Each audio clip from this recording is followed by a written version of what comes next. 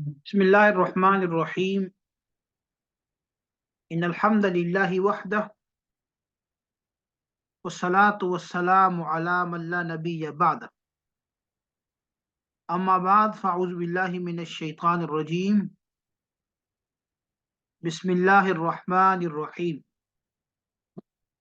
آج جو ہے ہم اگلا سبق پڑھیں گے الدرس السابع، ساتواں سبق ہے، سبق نمبر 7۔ سبق نمبر 7 میں ہم مرکبی تقییدی کی جو دوسری قسم ہے جس کو مرکبی توصیفی کہتے ہیں اس کو پڑھیں گے۔ ہم نے پہلے تقسیم کی تھی مرکب غیر مفید کی، اس کی دو قسمیں ہیں، مرکب تقییدی اور مرکب غیر تقییدی۔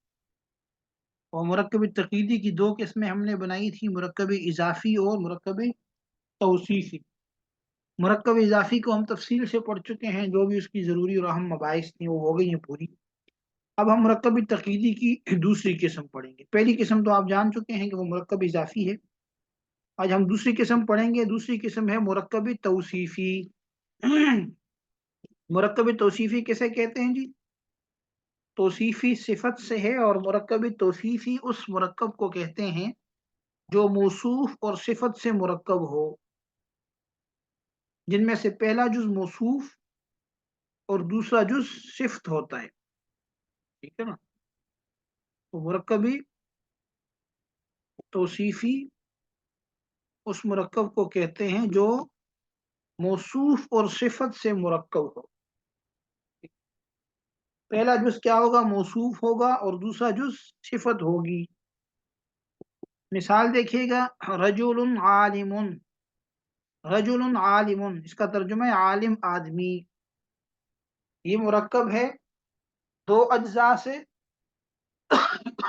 اس مثال میں رجل کی صفت عالم بیان ہو رہی ہے، ٹھیک ہے جی؟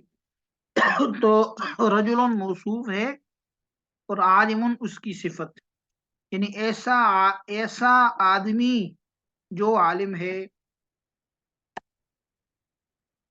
زید العالم، عالم زید، عالم زید، یہ بھی موصوف صفت ہے، زید کی صفت بیان ہو رہی ہے، ایسا زید جو عالم ہے۔ مرکبی جو توصیفی ہے، اس کی بنیادی طور پر دو قسمیں کی جاتی ہیں۔ پہلی قسم اس کو کہتے ہیں صفت بحال الموصوف، صفت بحال الموصوف، اور جو دوسری قسم ہے وہ کہلاتی ہے صفت بحال متعلق الموصوف۔ صفت بحال الموصوف اور صفت بحال متعلق الموصوف۔ الفاظ کو دیکھ کے پریشان نہ ہو آپ کو، ٹھیک ہے نا جی؟ یہ بالکل آسان ہے۔ دیکھیں، صفت کا مطلب کیا ہوتا ہے؟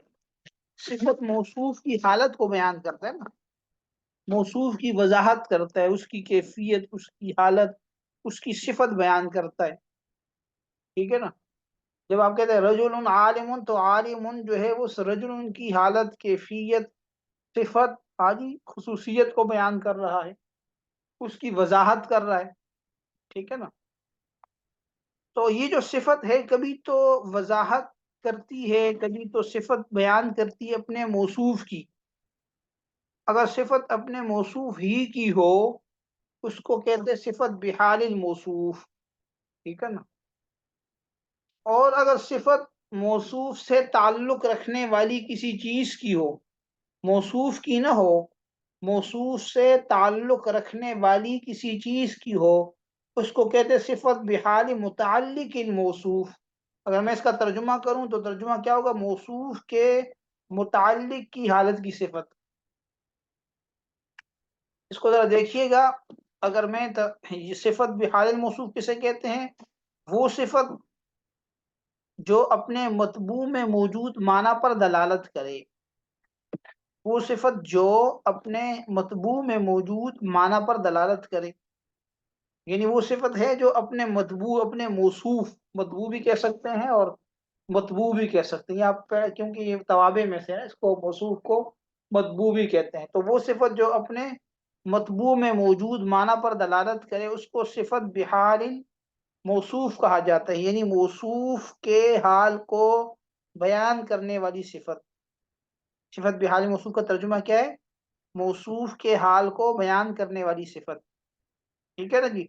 مثال دیکھیں، آپ کہتے ہیں جاءنی رجل عالم، میرے پاس عالم آدمی آیا، میرے پاس ایسا آدمی آیا جو عالم ہے۔ یہاں اس مثال میں رجل موصوف ہے اور عالم اس کی صفت ہے، اور یہ جو عالم ہے یہ رجل ہی کی صفت ہے، رجل سے تعلق رکھنے والی کسی چیز کی صفت نہیں ہے، بلکہ رجل ہی کی صفت ہے، یعنی ایسا آدمی آیا جو عالم ہے۔ یا آپ کہتے ہیں ھذا طالب مجتہد، یہ محنتی طالب علم ہے، تو یہاں پہ بھی مجتہد طالبن کی صفت ہے، طالبن کی حالت کو، طالبن کی وضاحت کر رہا ہے، ٹھیک ہے نا جی۔ تو اگر صفت مطبوع ہی کی ہو تو اس کو کہتے ہیں صفت بحال الموصوف، موصوف کے حال کی صفت، موصوف کی صفت، ٹھیک ہے۔ اور اگر صفت موصوف سے تعلق رکھنے والی کسی چیز کی، اس کو صفت بحال متعلق الموصوف کہتے ہیں، یعنی وہ صفت جو اپنے موصوف سے متعلق، یعنی اس سے تعلق رکھنے والی کسی چیز کی حالت پر دلالت کرے، تو یہ صفت بحال متعلق الموصوف کہلاتی ہے، یعنی موصوف کے متعلق کی صفت۔ مثال سے بات سمجھ آئے گی۔ یہ پیچھے مثال ہم نے پڑھی نا جاءنی رجل عالم، اسی مثال میں ہم تھوڑی سی ترمیم کر کے آپ کو سمجھاتے ہیں۔ مثال دیکھیں، جاءنی رجل عالم ابوہ، میرے پاس ایسا آدمی آیا جس کا باپ عالم ہے۔ ابھی عالم رجل کی صفت تو ہے، لیکن رجل کی اپنی صفت نہیں بن رہی، بلکہ رجل سے تعلق رکھنے والی ایک چیز ہے، یعنی ابوہ اس کی صفت بن رہی۔ رجل کا متعلق ہے، ابوہ اس کا متعلق ہے، اس سے تعلق رکھنے والی چیز ہے۔ ابوہ ایک رشتہ بیان کر رہے ہیں، وہ کس سے بیان ہو رہا ہے؟ وہ رجل سے بیان ہو رہا ہے، اس کا تعلق ظاہر کر رہے ہیں۔ تو یہاں عالم رجل کے متعلق ابوہ کی حالت کو بیان کر رہے ہیں، یعنی ابوہ کی کیا کر رہے ہیں؟ صفت کو بیان کر رہے ہیں۔ بات سمجھ آ گئی نا؟ تو اب کیا ہو گیا جی؟ یہ صفت بحال متعلق موصوف ہو گیا، ٹھیک ہے نا۔ جاءنی رجل عالم پہ ہم بات ختم کرتے تو عالم رجل کی صفت ہوتا، لیکن یہاں پہ ساتھ ایک اضافہ ہے عالم ابوہ، کہ اس کا باپ عالم ہے۔ تو اب کیا ہے یہاں پہ؟ یہاں پہ جو ابوہ ہے یہ عالم حقیقت میں اس کی صفت ہے، لیکن الفاظ کے اعتبار سے جب ہم ترکیب کریں گے تو ہم صفت موصوف رجل ہی کو بنائیں گے، عالمن کو ہی صفت بنائیں گے، لیکن معنی کے اعتبار سے فرق ہوگا، اس کو کہیں گے صفت بحال متعلق الموصوف۔ اسی طرح پچھلی مثال میں آپ نے پڑھا تھا کہ ھذا طالب مجتہد، یہاں مجتہد طالب کی صفت تھی۔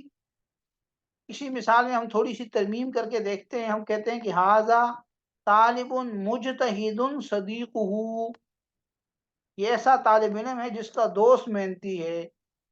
ابھی جو مجتہد ہے لفظوں کے اعتبار سے تو طالب ان کی صفت بن رہی ہے، لیکن معنی کے اعتبار سے یہ طالب ان کے متعلق یعنی صدیق کی کیا بن رہی ہے؟ اس کے دوست کی صفت بن رہی ہے۔ بات سمجھ آ گئی نا؟ ترکیب ہم ایسے ہی کریں گے، ترکیب میں کوئی فرق نہیں ہوگا۔ جاء فعل نون وقایہ کا یا متکلم مفعول بھی کی، رجل موصوف، اور عالم صیغہ اسم فاعل، ابوہ مرفوع بالواو مضاف، ہا ضمیر مجرور محل مضاف الیہ، مضاف مضاف الیہ مل کر یہ فاعل بنے گا عالم کا، عالم صیغہ صفت اپنے فاعل سے مل کر، ٹھیک ہے نا، یہ شبہ جملہ ہو کر صفت بنے گی رجل موصوف کی، موصوف صفت مل کر یہ فاعل بنے گا جاء فعل کا، جاء فعل اپنے فاعل مفعول بھی سے مل کر جملہ فعلیہ خبریہ ہو۔ یہ الفاظ کے اعتبار سے تو یہ عالم رجل ہی کی صفت ہے، لیکن معنی کے اعتبار سے یہ اس کو بیان کر رہا ہے، رجل کے متعلق کی حالت کو بیان کر رہا ہے۔ امید ہے کہ بات آپ لوگوں کو سمجھ آ گئی ہوگی۔ تو اگر موصوف، اگر صفت اپنے موصوف ہی کی حالت کو بیان کرے، اس کی وضاحت کرے، اس کو صفت بحال الموصوف کہتے ہیں، اور اگر صفت موصوف سے تعلق رکھنے والی کسی چیز کی کیفیت اور حالت کو بیان کر رہا ہو تو اس کو صفت بحال متعلق الموصوف کہتے ہیں۔ یہ تقسیم ہم اس لیے پڑھ رہے ہیں کہ دونوں کے احکامات میں فرق ہے، ٹھیک ہے نا، دونوں کے احکامات میں فرق ہے۔ صفت موصوف اور صفت میں مطابقت یا موافقت، یہ بات یاد رکھیں کہ جو موصوف جملہ مرکب توصیفی ہے، مرکب توصیفی مرکب توصیفی کے اندر موصوف اور صفت میں کچھ چیزوں میں مطابقت ہوتی ہے، لیکن صفت بحال الموصوف کے اندر یہ مطابقت زیادہ چیزوں میں ہوتی ہے، اور صفت بحال متعلق الموصوف میں یہ مطابقت کم چیزوں میں ہوتی ہے۔ وہ چیزیں کیا کیا ہیں؟ صفت بحال الموصوف کی اگر ہم بات کریں تو صفت بحال الموصوف میں موصوف صفت کے مابین 10 چیزوں میں مطابقت ضروری ہے، جن میں سے بیک وقت 4 چیزیں پائی جائیں گی، یعنی 4 چیزیں بیک وقت دونوں میں سیم ہوں۔ وہ 10 چیزیں کیا کیا ہیں؟ پہلی چیز اعراب کے اندر، یعنی موصوف اور صفت دونوں میں اعراب کی مطابقت ہوگی۔ آپ جانتے ہیں اعراب کے اندر 3 چیزیں آتی ہیں، رفع، نصب اور جر، کیونکہ ہم اسم کی بات کر رہے ہیں نا، رفع، نصب اور جر، یہ تو کتنے ہو گئے؟ 3، ٹھیک ہے جی، 3 چیزیں یہ ہو گئی نا، یعنی موصوف صفت میں رفع، نصب، جر کی مطابقت ہونی چاہیے۔ دوسری چیز جس میں موصوف صفت میں مطابقت ہونی چاہیے وہ ہے تعداد۔ تعداد کا مطلب کیا ہے؟ واحد، تثنیہ اور جمع، 3 چیزیں یہ ہو گئی نا، یعنی اگر موصوف واحد ہے تو صفت بھی واحد، موصوف تثنیہ تو صفت بھی تثنیہ، موصوف جمع تو صفت بھی جمع، 3 چیزیں یہ ہو گئی، 6 ہو گئی۔ تیسری چیز وہ ہے تعریف و تنکیر، یعنی معرفہ اور نکرہ ہونا، یعنی اگر موصوف معرفہ ہے تو صفت بھی معرفہ، موصوف نکرہ ہے تو صفت بھی نکرہ ہوگی۔ 2 چیزیں یہ ہو گئی، 6 اور 2 8، آگے 2 چیزیں رہ گی۔ وہ 2 چیزیں کیا ہیں جی؟ نمبر 4 پہ ہم دیکھتے ہیں اس کو، وہ ہے تذکیر و تانیث، یعنی مذکر اور مؤنث ہونا، مذکر اور مؤنث ہونا، 2 چیزیں یہ ہوگی، تو یہ کل 10 چیزیں ہو گئی نا، رفع، نصب، جر، واحد، تثنیہ، جمع، معرفہ، نکرہ، مذکر، مؤنث، 10 چیزیں ہو گئی۔ لیکن ظاہر ہے کہ ایٹ اے ٹائم تو 10 کی 10 نہیں ہو سکتی نا، ایک وقت میں رفع یا مرفوع ہو گئی یا رفع ہوگا یا نصب ہوگا، جر ہوگا، تینوں اعراب تو ایک ساتھ نہیں آ سکتے، نہ دو آ سکتے، تو اس لیے بیک وقت 4 چیزیں ہوں گی، یعنی رفع، نصب، جر میں سے ایک، واحد، تثنیہ، جمع میں سے ایک، معرفہ، نکرہ میں سے ایک، مذکر، مؤنث میں سے ایک۔ یعنی اگر موصوف مرفوع ہے تو صفت بھی مرفوع، موصوف اگر منصوب ہے تو صفت بھی منصوب، موصوف اگر مجرور ہے تو صفت بھی مجرور۔ اسی طرح موصوف اگر واحد ہے تو صفت بھی واحد ہوگی، موصوف اگر تثنیہ ہے تو صفت بھی تثنیہ، موصوف اگر جمع ہے تو صفت بھی جمع۔ اسی طرح اگر موصوف معرفہ ہے تو صفت بھی معرفہ ہوگی، اور اگر موصوف نکرہ ہے تو صفت بھی نکرہ ہوگی۔ اسی طرح موصوف اگر مذکر ہے تو صفت بھی مذکر ہوگی، اور اگر موصوف مؤنث ہے تو صفت بھی مؤنث ہوگی۔ تو یہ ہے 4 چیزوں میں ایٹ اے ٹائم مطابقت، کل 10 چیزیں ہیں، اور یہ مطابقت کون سے موصوف صفت میں ہے؟ صفت بحال الموصوف میں، جس میں صفت موصوف کی اچھائی یا برائی کو بیان کر رہا ہو، ٹھیک ہے، موصوف کی صفت بن رہا ہو۔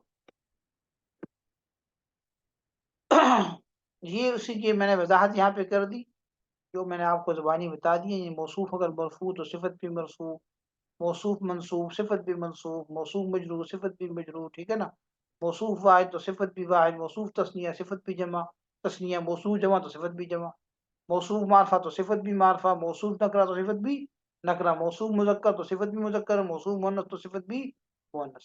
مثالیں دیکھیں، رجل عالم، عالم آدمی، اس مثال میں عالم یہ صفت ہے رجل کی، ٹھیک ہے نا جی، تو رجل ہوا موصوف اور عالم ہوئی اس کی صفت۔ اب یہ جو موصوف صفت ہے، ہم نے کہا ان میں 10 چیزوں میں مطابقت ہونی چاہیے، بیک وقت 4 چیزیں ہونی چاہیے۔ پہلی چیز ہم نے پڑھی اعراب کی، اگر ہم اعراب میں دیکھیں تو رجل جو موصوف ہے وہ مرفوع ہے، اور عالم صفت بھی مرفوع ہے، تو اعراب میں مطابقت ہو گئی۔ دوسری چیز ہم نے کہا تھا واحد تثنیہ جمع، اس میں ہم دیکھیں تو رجل واحد ہے اور عالم صفت بھی واحد ہے، تو تعداد کے اندر بھی دونوں میں مطابقت پائی گئی۔ تیسری چیز ہم نے کہا معرفہ نکرہ، یعنی موصوف معرفہ تو صفت بھی معرفہ، موصوف نکرہ تو صفت بھی نکرہ، تو یہاں ہم دیکھیں گے رجل جو ہے وہ نکرہ ہے اور عالم بھی نکرہ ہے، تو اس میں مطابقت ہوگی۔ چوتھی چیز مذکر اور مؤنث، تو یہاں رجل مذکر ہے، اس میں کوئی تانیث کی علامت نہیں ہے، اس کی صفت عالم بھی مذکر ہے، تو اس کا مطلب کیا ہوا، یہاں موصوف صفت میں چار چیزوں میں مطابقت موجود ہے۔ دوسری مثال دیکھیں زید العالم، پہلی چیز کیا ہے، اعراب میں دونوں ایک جیسے ہونے چاہیے، تو اعراب میں دونوں ایک جیسے ہیں۔ زیدن ہے یہ مرفوع ہے، عالم بھی مرفوع ہے، یہ جو نون کے نیچے آپ کو زیر نظر آ رہا ہے نا، یہ زیدن زیدن، کیونکہ تنوین ہے نا، تنوین آخر نون تنوین ہوتا ہے، وہ ساکن ہوتا ہے، تو آگے سے جوڑنے کے لیے اس کو کسرہ دیا ہے، ٹھیک ہے نا، تو اصل یہ رفع دال کے اوپر ہے، ٹھیک ہے نا۔ تو یہاں دیکھیں اعراب دونوں کا ایک ہے، موصوف مرفوع صفت بھی مرفوع، تعداد بھی ایک ہونی چاہیے، یہاں پہ زید مفرد ہے، واحد ہے، عالم بھی واحد ہے۔ تیسری چیز نے کہا کہ معرفہ نکرہ، تو یہاں زید معرفہ ہے، عالم بھی معرفہ ہے۔ اور چوتھی چیز مذکر مؤنث، زید مذکر عالم بھی مذکر، تو یہاں پہ بھی مطابقت چار چیزوں میں موجود ہے، ٹھیک ہے جی۔ دوسری قسم موصوف صفت میں جو مطابقت ہے وہ ہے صفت بحال متعلق الموصوف کے بارے میں۔ صفت بحال الموصوف میں موصوف صفت کے درمیان، یہ یہاں پہ غلطی ہو گئی ہے، صفت بحال متعلق الموصوف، ٹھیک ہے، صفت بحال متعلق الموصوف ہے یہ، ٹھیک ہے، مجھ سے غلطی ہوگی، اس کو میں ٹھیک کر دیتا ہوں۔ صفت بحال متعلق الموصوف، ٹھیک ہے نا، صفت بحال متعلق الموصوف، تو صفت بحال متعلق الموصوف میں موصوف صفت کے مابین پانچ چیزوں میں موافقت ضروری ہے، جن میں سے بیک وقت دو چیزیں پائی جائیں گی۔ نمبر ایک، اعراب دونوں کا ایک جیسا ہونا چاہیے، اعراب کے اندر تین چیزیں آ جائیں گی، رفع نصب جر، یعنی اگر موصوف مرفوع تو صفت بھی مرفوع، موصوف منصوب تو صفت بھی منصوب، موصوف مجرور تو صفت بھی مجرور، یہ تین چیزیں ہو گئی۔ دوسری چیز کیا ہے، تعریف و تنکیر، یعنی اگر موصوف معرفہ ہے تو صفت بھی معرفہ ہونی چاہیے، موصوف نکرہ ہے تو صفت بھی نکرہ ہونی چاہیے، دو چیزیں یہ ہو گئی، تو یہ کل پانچ چیزیں ہوگی۔ اس کے علاوہ جو مذکر مؤنث ہے یا واحد تثنیہ جمع ہے، اس میں مطابقت ضروری نہیں ہے۔ کون سے موصوف صفت میں، جب صفت جو ہے موصوف کے متعلق کی ہو۔ مثال سے بات سمجھ آئے گی، جاءنی رجل عالمۃ امہ، آیا میرے پاس ایسا آدمی کہ عالمہ ہے اس کی ماں، یہاں عالمتن یہ رجل کے متعلق کی صفت ہے، ایسا آدمی کہ اس کی ماں عالمہ ہے۔ اس مثال میں اگر ہم دیکھیں ترکیب اگر میں کروں تو یوں ہوگی، جاء فعل، نون نونی وقایا اور یا متکلم ضمیر منصوب متصل کیے مفعول بھی، رجل مرفوع بالضمہ لفظا موصوف، عالمتن صیغہ اسم فاعل واحد مؤنث اسم فاعل، ام مرفوع بالضمہ لفظا مضاف، ہاد ضمیر مجرور محلا مضاف الیہ، مضاف مضاف الیہ مل کر فاعل ہوا، عالمتن صیغہ اسم فاعل کا، اسم فاعل اپنے فاعل سے مل کر شبہ جملہ ہو کر یہ صفت بنی رجل موصوف کی، موصوف صفت مل کر یہ فاعل ہوا جاء فعل کا، جاء فعل اپنے فاعل اور مفعول بھی سے مل کر جملہ فعلیہ خبریہ ہوا۔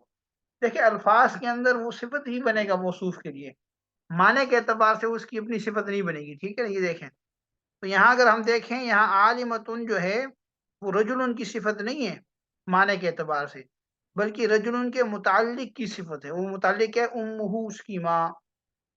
ہم نے کہا کہ جب صفت موصوف کے متعلق کی ہو دو چیزوں میں مطابقت ضروری ہے۔ اعراب میں تو ہم نے دیکھا رجل مرفوع ہے، عالمتن بھی مرفوع ہے، مطابقت پائے گی۔ دوسری چیز ہم نے کہا معرفہ نکرہ میں مطابقت ہو، تو یہاں رجل نکرہ ہے، عالمتن بھی نکرہ ہے، ٹھیک ہے نا، بس ہمارا کام ہو گیا۔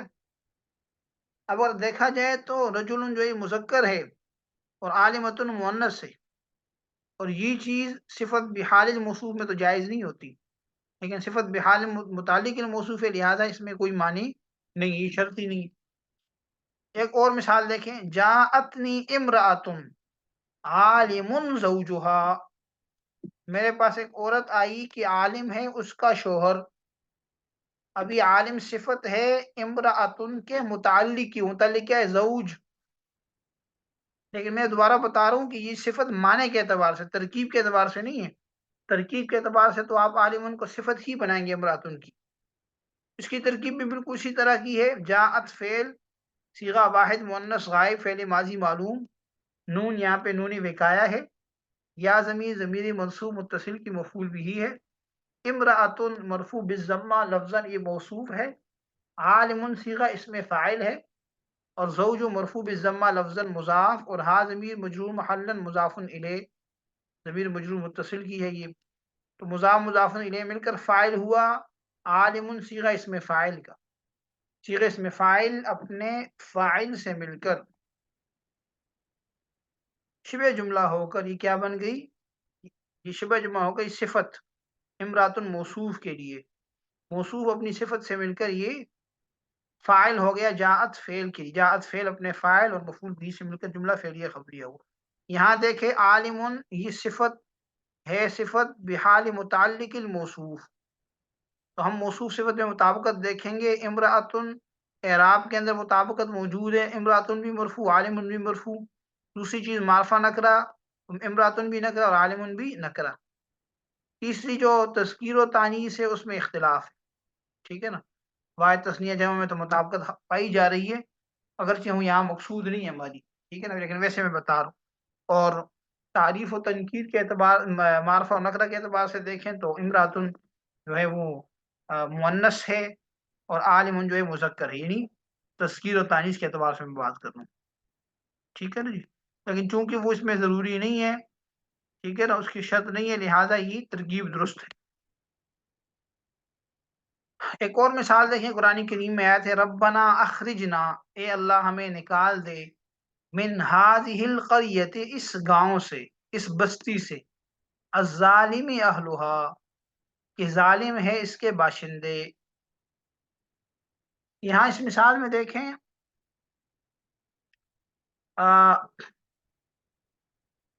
یہ هذه القریہ جو ہے یہ اشارہ مشار الیہ مل کر یہ بلکہ اس کو القریہ کو موصوف بنا لیتے ہیں ہم یہاں پہ، یہ القریہ موصوف ہے اور الظالم اہلھا اس کی صفت ہے، یعنی ہمیں اس بستی سے نکال دے کہ ظالم ہے اس کے اہل، تو یہ ظالم ہونا قریہ کی صفت نہیں ہے معنی کے اعتبار سے، بلکہ قریہ کے متعلق کی صفت ہے، یعنی قریہ میں رہنے والے لوگ، گاؤں میں رہنے والے لوگ ظالم ہیں، تو یہاں القریہ موصوف ہے اور الظالم صیغہ اسم فاعل ہے، ٹھیک ہے نا جی، اور اہلھا اہل مرفوع بالضمہ لفظاً ہا ضمیر مجرور محلا مضاف الیہ، مضاف الیہ مل کر یہ ظالم کے لیے فاعل ہے، تو الظالم صیغہ اسم فاعل اپنے فاعل سے مل کر شبہ جملہ ہو کر یہ صفت ہے القریہ کی، تو قریہ موصوف اور الظالم اہلھا اس کی صفت، موصوف صفت مل کر یہ مشار الیہ بن جائے گا، اشارہ مشار الیہ مل کر یہ مجرور بن جائے گا من کے لیے، اور جار مجرور مل کر متعلق ہو جائیں گے اخرجنا فعل کے ساتھ۔ اخرج فعل امر ہے، اس میں انت ضمیر فاعل ہے اور نا ضمیر مفعول بھی ہے، تو فعل امر صیغہ واحد مذکر حاضر اپنے فاعل مفعول بھی اور متعلق سے مل کر شبہ جملہ فعلیہ خبریہ ہو کر یہ مقصود بن ندا بنے گا، کیونکہ یہاں رب بنا جو ہے یا رب بنا، یا یہاں پہ محذوف ہے، ٹھیک ہے، بہرحال وہ ترکیب اگر آپ لوگوں کو نہیں آتی تو اس کی خیر ہے، یہاں سمجھنے والی چیز ہے کہ الظالم اہلھا جو ہے یہ صفت ہے القریہ کی، اور یہ القریہ کی حال کو بیان نہیں کر رہا بلکہ اس کے متعلق کی حالت کو بیان کر رہا ہے، ٹھیک ہے نا، تو یہ صفت بحال متعلق الموصوف ہے، تو یہاں القریہ موصوف ہے اور الظالم لفظوں میں اس کی صفت ہے، لیکن معنوی اعتبار سے اس کا متعلق یعنی اہلھا کی صفت ہے، دونوں میں اعراب اور تعریف و تنکیر میں مطابقت موجود ہے. بھئی دیکھیں اعراب دونوں کا ایک ہے، القریہ موجود ہے، مجرور ہے، الظالم بھی مجرور ہے، ٹھیک ہے نا. اور دوسری چیز تعریف و تنکیر، القریہ بھی معرفہ، ظالم بھی معرفہ، لہذا جو ہے یہ ترکیب درست ہے. اگر ہم دیکھیں تو القریہ مؤنث ہے اور الظالمی مذکر ہے. صفت بحال موصوف میں تو یہ جائز نہیں ہے، لیکن یہاں مطابقت چونکہ ضروری نہیں ہے، یہ صفت بحال متعلق الموصوف ہے، لہذا یہ درست ہوگا. ٹھیک ہے. مرکب غیر مفید کی اقسام جو ہم نے کہی تھی، ہم نے کہا تھا کہ ایک مرکب تقییدی ہے اور دوسرا مرکب غیر تقییدی ہے. تو مرکب تقییدی ہماری بات پوری ہو گئی. مرکب تقییدی کی دو قسمیں تھی، ایک مرکب اضافی اور دوسرا مرکب توصیفی. اب ہم دیکھتے ہیں مرکب غیر تقییدی کو. مرکب غیر تقییدی کسے کہتے ہیں؟ وہ مرکب جس کے دو جز ہوں اور دوسرا جز پہلے کے لیے قید نہ ہو. کیا مطلب اس کا؟ یعنی دوسرا جز پہلے جز کے معنی کو عام سے خاص نہ کرے. یہ آسان، اس کو جلدی سے گزار دیں گے. اس کی تین قسمیں ہیں: مرکب بنائی، نمبر دو مرکب صوتی، اور نمبر تین مرکب منع صرف. یہ تین اقسام ہیں. پہلی قسم ہے مرکب بنائی. ٹھیک ہے نا. مرکب بنائی کسے کہتے ہیں؟ یہاں پہ تھوڑی سی غلطی ہوگی، اس کو ہم پورا لے آتا ہوں. مرکب بنائی کسے کہتے ہیں جی؟ مرکب بنائی اس مرکب کو کہتے ہیں جس میں دو اسموں کو ایک کر دیا گیا ہو. ٹھیک ہے نا. اور دوسرا اسم کسی حرف کو متضمن ہو، یعنی دوسرے اسم سے پہلے واو کا معنی سمجھا جائے. مرکب بنائی کو مرکب تعدادی اور مرکب عددی بھی کہتے ہیں. مثال دیکھیے گا، احد عشرہ، اصل میں یہ احد و عشر تھا. پھر کیا کیا؟ دونوں کو ایک کیا، واو کو گرا کر دونوں کلموں کو ایک کر دیا. تو یہاں عشرہ اس سے پہلے واو کا معنی سمجھا جا رہا ہے. ٹھیک ہے نا. اور یہ جو عشرہ دوسرا جز ہے اس واو کو متضمن ہے، یعنی اپنے پہلو میں چھپائے ہوئے. تو یہ احد عشرہ 11 سے لے کر 19 19 تک تمام مرکبات کے مرکب بنائی ہیں. ٹھیک ہے نا. اور ان کے دونوں اجزاء مبنی بر فتح ہوتے ہیں، زبر کے ساتھ. مبنی بر فتح کا مطلب کیا ہے؟ کہ اس کے اوپر آپ زبر پڑھیں گے اور یہ مبنی ہوں گے. البتہ سوائے اسنا عشرہ کے، یعنی 12 جو ہندسہ ہے اسنا، اس کا جو پہلا جز اسنا ہے یہ مورب ہے، یہ بدلتا رہے گا، صرف اسنا بدلے گا. ٹھیک ہے نا. اسنا کا پہلا جز اسنا نہیں، اسنا اس نہیں آئے گا. باقی جتنے بھی ہیں، احد عشرہ، ثلاثۃ عشرہ، اربعۃ عشرہ، خمسۃ عشرہ، ستۃ عشرہ، سبعۃ عشرہ، ثمانیۃ عشرہ، تسعۃ عشرہ، اسی طرح پڑھیں گے آپ. ٹھیک ہے نا. صرف اسنا عشرہ جو بدلے گا، کبھی اسنا عشرہ ہو جائے گا، کبھی اسنا عشرہ ہوگا. ٹھیک ہے نا. تو وہ اسنا جو پہلا جز ہے وہ مورب ہے. ٹھیک ہے نا. یہ مرکبات بنائی احد و عشر، اصل میں یعنی اس کو ہم نے کیا کیا؟ مرکب بنائی بنایا، واو کو ہٹایا تو کیا بن گیا؟ احد عشر. اسنان و عشرہ سے ہم نے مرکب بنائی بنایا اسنا عشرہ. ثلاثۃ و عشر سے ثلاثۃ عشرہ. اربعۃ و عشر سے اربعۃ عشرہ. پھر خمسۃ و عشر سے خمسۃ عشرہ. پھر ستۃ و عشر سے ستۃ عشرہ. پھر سبعۃ و عشر سے سبعۃ عشرہ. پھر ثمانیۃ و عشر سے ثمانیۃ عشرہ. پھر تسعۃ و عشر سے تسعۃ عشرہ. تو یہ ہم نے کیا کیا؟ اس طریقے سے ان کو بنایا. اصل میں دونوں الگ الگ کلمات تھے، واو کے ساتھ تھے، اور ان کو ہم نے ایک کر دیا. تو دوسرا جو عشرہ کیا ہے؟ یہاں پہ واو کو متضمن ہے. ٹھیک ہے نا جی. مرکب غیر تقییدی کی دوسری قسم مرکب صوتی ہے. صوت آواز کو کہتے ہیں، اور مرکب صوتی وہ مرکب ہے جس میں دو اسموں کو ایک کر دیا گیا ہو اور دوسرا اسم کوئی آواز ہو، کوئی ساؤنڈ ہو، کوئی صوت ہو. مثال دیکھیے گا، سیبا وے، یہ اصل میں سیبا اور وے سے مرکب ہے. اس میں دوسرا جز وے، یہ کیا ہے؟ صوت یعنی آواز ہے. اسی طرح راہ وے، یہ کیا ہے؟ راہ اور وے سے مرکب ہے. تو اس میں دوسرا جز وے کیا ہے؟ صوت ہے، آواز ہے. مرکب صوتی کا حکم کیا ہے؟ اس کا حکم یہ کہ اس کے بھی دونوں جز مبنی ہوتے ہیں. دونوں جز کیا ہوں گے؟ مبنی ہوں گے. جز اول تو اس لیے کہ اس کا آخر وسط کلمہ میں آ گیا، یعنی درمیان میں آ گیا نا. راہ سیبا تو کلمے کے درمیان آ گیا. ٹھیک ہے نا جی. اس لیے اسی طرح مبنی ہوگا. اور جو دوسرا جز ہے ثانی، وہ اس لیے مبنی ہے کہ وہ اس میں صوت ہے، اور صوت کیا ہوتا ہے؟ اسماء اسوات وہ کیا ہے؟ مبنی ہے. تو اس کے بھی دونوں جز کیا ہوں گے؟ مبنی ہوں گے، وہ بدلیں گے نہیں اعراب جب آپ اس کو فاعل بنائیں مفعول بنائیں. ہاں جی، جاءنی سبوے، رأیت سبوے، مررت بسبوے، نہیں بدلے گا. ٹھیک ہے، یہ مطلب ہے اس کا. تیسری قسم مرکب غیر تقییدی کی مرکب منع صرف ہے.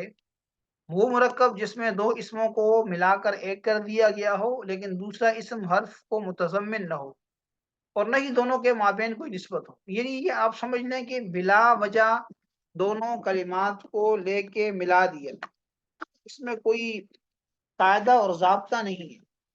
عام طور پہ جو دو کلمات کو ملاتے ہیں اس کا کوئی قاعدہ ضابطہ ہوتا ہے، کوئی نسبت ہوتی ہے. یہاں پہ کیا ہے؟ نہ تو کوئی نسبت ہے، نہ دوسرا کلمہ کسی حرف کو متضمن ہے جیسے مرکب بنائی میں ہوتا ہے. ایسے ہی دو کلموں کو اٹھا کے کیا کر دیا؟ مرکب بنا دیا. مثال دیکھیں، بال بکہ، یہ اصل میں بالن اور بکن سے مرکب ہے. بالن یہ ایک بت کا نام ہے، اور بکن یا بکہ یہ بکہ ہی ہے، یہ بادشاہ کا نام ہے. دونوں کو ملا کر بالا بک کا ایک شعر کا نام رکھ دیا. یعنی وہ اس بادشاہ نے ایک شعر آباد کیا تھا، اس نے کیا کر دیا؟ اس کا نام، شعر کا نام بالا بک کا رکھ دیا. ٹھیک ہے. اسی طرح ہزارہ موت، ہزارہ موت، یہ بھی دو کلمات ہیں، ہزارہ اور موت، دو اسموں سے مرکب ہے. ان دونوں اسموں کو ملا کر ہزارہ موت ایک قلعے کا نام رکھ دیا، قلعہ. ٹھیک ہے نا. قلعہ تو جانتے ہیں نا آپ، وہ جیسے یہاں پہ شاہی قلعہ ہے، ٹھیک ہے نا، جس کو انگریزی میں کیسل کہتے ہیں، CASTLE، قلعہ. ٹھیک ہے نا. اچھا جی، مرکب منع صرف کا حکم کیا ہے بھائی؟ اکثر علماء کے نزدیک مرکب منع صرف کا پہلا جز مبنی بر فتح اور دوسرا جز اس میں مورب غیر منصرف ہے. یعنی دو اجزاء ہیں نا اس کے، تو پہلا جز تو مبنی بر فتح رہے گا، اور جو دوسرا جز ہے وہ مورب ہے لیکن غیر منصرف. منع صرف کا معنی بھی غیر منصرف کے ہوتا ہے، غیر منصرف بھی کہتے ہیں عربی میں، منع صرف بھی کہتے ہیں. تو اسی مناسبت سے اس کو مرکب منع صرف کہتے ہیں. ٹھیک ہے نا. تو اکثر جو علماء ہیں وہ کہتے ہیں کہ جز اول مبنی بر فتح ہوگا اگر آخری حرف صحیح ہے. آخری حرف صحیح کا مطلب کیا ہے؟ کہ واو اور یا نہیں ہے، جیسے بالا مکہ. اور اگر آخری حرف علت ہے تو پھر مبنی بر سکون ہوگا وہ، جیسے معدی کا رب. اگر صحیح ہے یعنی واو اور یا نہیں ہے تو پھر مبنی بر فتح، اور اگر وہ واو یا ہے پہلے جز کا جیسے مادی کے اندر تو پھر مبنی سکون ہوگا. اور جو دوسرا جز ہے وہ مورب غیر منصرف ہے، تو اسی مناسبت سے اس کو مرکب منع صرف کہتے ہیں. یہ بات سمجھ آ گئی آپ لوگوں کو؟ یہاں ایک مشق ہے، کچھ مثالیں ہیں، یہ میں صرف یہاں پہ کھول رہا ہوں، اس کو آپ لوگ نا جب آپ ویڈیو سنیں گے اس کو تیار کر کے آئیے گا. ٹھیک ہے. ایک تو یہ ہے جس ریکارڈ ہو جائے گی ویڈیو میں، کل اس کی پھر میں دوبارہ مشق کراؤں گا. آپ لوگوں نے مثالیں تصویر لے لیں، یا جب سبق ڈاؤن لوڈ ہو اس کو کروں گا، اپلوڈ کروں گا، اس وقت آپ سٹاپ کر کے اس کو دیکھ سکتے ہیں. ٹھیک ہے. اور دوسری پیج پہ یہ مثالیں ہیں. ٹھیک ہے. اب وقت کم ہے تو آپ اس کو دیکھ لیجئے گا. مشق ہم انشاءاللہ کل کریں گے. ھذا هو المرام واللہ اعلم بحقیقت